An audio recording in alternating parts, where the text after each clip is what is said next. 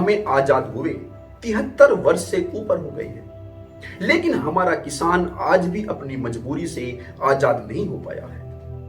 वह इतना मजबूर है कि वह अपने बेटे को किसान बनाना नहीं चाहता। उसका बेटा खुद किसान बनना नहीं चाहता, जबकि वकील का बेटा वकील बनना चाहता है, सीए का बेटा सीए बनना चाहता है, डॉक्टर का बेटा डॉक्टर बनना चाहता है। तो किसान इतना मजबूर क्यों है? क्योंकि इन पिछले 73 वर्षों में जहां एक तरफ सरकारी कर्मचारी की तनख्वाह 180 से 280 गुना हो गई है, वहीं हमारे किसान भाई की जो आमदनी है वह महज 19% ही बढ़ी है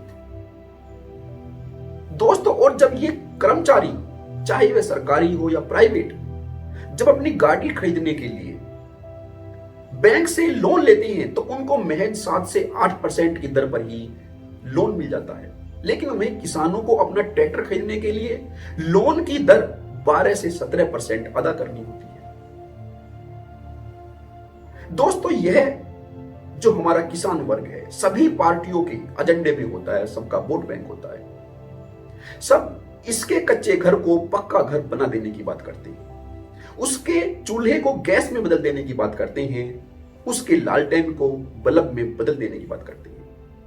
लेकिन जब आप गांव के उस किसान से रूबरू होंगे जो अभी पूरी तरीके से खेती पर निर्भर है, और यह कोई छोटी संख्या नहीं है, हमारा 60% जो जनसंख्या है वह खेती पर डिपेंड करती है, लगभग 80 करोड़ लोग। तो जो केवल खेती पर डिपेंड है, केवल और केवल खेती पर, उनके मकान आज भी कच्चे हैं। पक्के मकान तो उनके बन गए हैं, बिजली का बिल वे अफोर्ड कर पा रहे हैं जिनके परिवार में से कोई न कोई किसी नौकरी पर लग गया है दोस्तों। यह हमारा किसान अंधेरी रात में, भरी दोपहरी में, बारिश के मौसम में अपने खेतों में, अपने जंगलों में काम करता है, और जब आमदनी की बारी आती है तो उसको क्या मिलता है दोस्तों? इसको एक उदाहरण के द्वारा समझने की कोशिश करते हैं कि जो गेहूं का इस साल का जो एमएसपी है वह 1975 रुपए प्रति क्विंटल है, और जो हमारे किसान की जो एवरेज लैंड होल्डिंग है वह 1.1 हेक्टेयर है। तो उस हिसाब से यदि किसान अपने खेत में गेहूं की पैदावार करता है तो उसे 6 महीने में 58,000 रुपए की वह पैदावार कर पाता है। 6 महीने में 58,000 रुपए की पैदावार, यह पैदावार उसकी आमदनी नहीं होती, इसमें उसकी सब लागत, बीज का खर्च, पानी का खर्च, लेबर का खर्च सब सम्मिलित होता है, और उसको इसी आमदनी से अपने पूरे परिवार का खर्चा चलाना पड़ता है। यह उसके अकेले की आमदनी नहीं होती दोस्तों। एक और उदाहरण लेते हैं कि मक्का का जो एमएसपी है वह 1850 रुपए प्रति क्विंटल है, लेकिन जब हम उसी मक्का से बने हुए पॉपकॉर्न खाते हैं तो 500 से 1000 रुपए प्रति किलो हम उसके लिए पे करते हैं दोस्तों। जय जवान जय किसान वाले देश में, अन्नदाता कहे जाने वाले देश में किसान इतना मजबूर क्यों है, इसको समझने के लिए हम मंडी व्यवस्था को थोड़ा समझ लेते हैं दोस्तों। हमारा जो छोटा किसान है वह अपनी फसल को लोकल मार्केट में बेच देता है, उसके पास ज्यादा फसल नहीं होती तो वह मंडी नहीं जाता। लेकिन जो बड़ा किसान है उसको अपनी फसल बेचने के लिए मंडी जाना पड़ता है, क्योंकि उसके पास स्टोरेज करने की, उसके पास कोल्ड स्टोरेज नहीं होता। वह अपनी फसल को ज्यादा समय तक रोक नहीं सकता क्योंकि फसल के खराब होने का डर रहता है, तो वह अपनी उपज को मंडी लेकर जाता है। और अभी तक यह व्यवस्था थी कि उसे अपने क्षेत्र की मंडी में ही वह बेचना होता था, लेकिन नए बिल अमेंडमेंट हो जाने से अब वह अपनी फसल को अपने ही क्षेत्र में नहीं बल्कि दूसरे क्षेत्र में भी बेच पाएगा।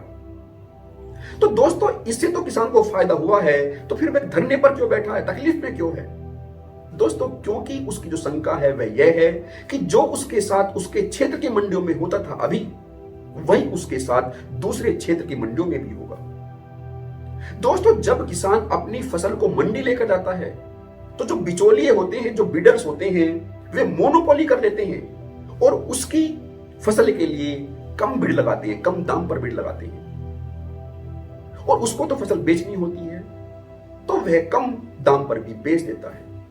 तो वे इधर तो कम दाम पर लेते हैं, उधर महंगे दाम पर बेच देते हैं। और इतना ही नहीं, जो अधिकारी होते हैं, एफसीआई के अधिकारी होते हैं, वे क्वालिटी खराब बताकर किसान को मजबूर कर देते हैं अपनी फसल को बेचने के लिए कम रेट पर, क्योंकि कम रेट पर जो एमएसपी है उससे कम रेट पर जो कोई खरीदता है उसके दंड की कोई व्यवस्था नहीं है, तो उसको कम रेट पर बेचना ही पड़ता है। दोस्तों, ये जो एमएसपी है, जो मिनिमम सपोर्ट प्राइस है, यह वास्तव में किसान के लिए मैक्सिमम सपोर्ट प्राइस बन गया है। और यह सपोर्ट प्राइस भी, इससे सरकारें अपना पीछा छुटा लेना चाहती है, क्योंकि यह उनको बोझ मालूम पड़ता है। सरकार अभी इस एमएसपी पर गेहूं और चावल खरीदती है, और यह गेहूं और चावल की जो खरीद है आधे से अधिक वह पंजाब और हरियाणा के राज्यों से खरीदती है, क्योंकि ये दोनों राज्य इन दोनों फसल के, गेहूं और चावल के अच्छे उत्पादक राज्य हैं।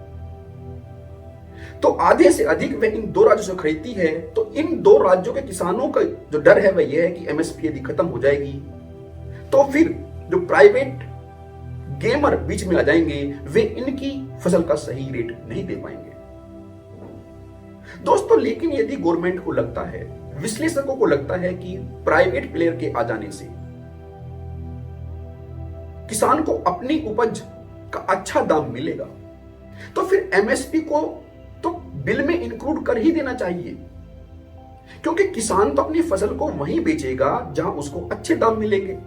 और उम्मीद यह है कि ये प्राइवेट जो प्लेयर है, प्राइवेट कंपनी उसको अच्छे दाम देगी, तो फिर वह एमएसपी पर,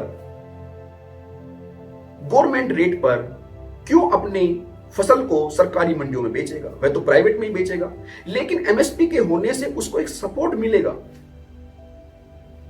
और दोस्तों, इतना ही नहीं है, किसान की यह भी शंका है कि जब ये प्राइवेट प्लेयर, प्राइवेट कंपनी उसकी उपज के लिए उससे कॉन्ट्रैक्ट कर लेंगे या मंडी के माध्यम से, प्राइवेट मंडियों के माध्यम से उसकी उपज को खरीदेंगे, तो ये शुरू में 3-4 साल तो उसके रेट अच्छे देंगे, लेकिन उसके बाद फिर ये अपनी मनमानी करेंगे।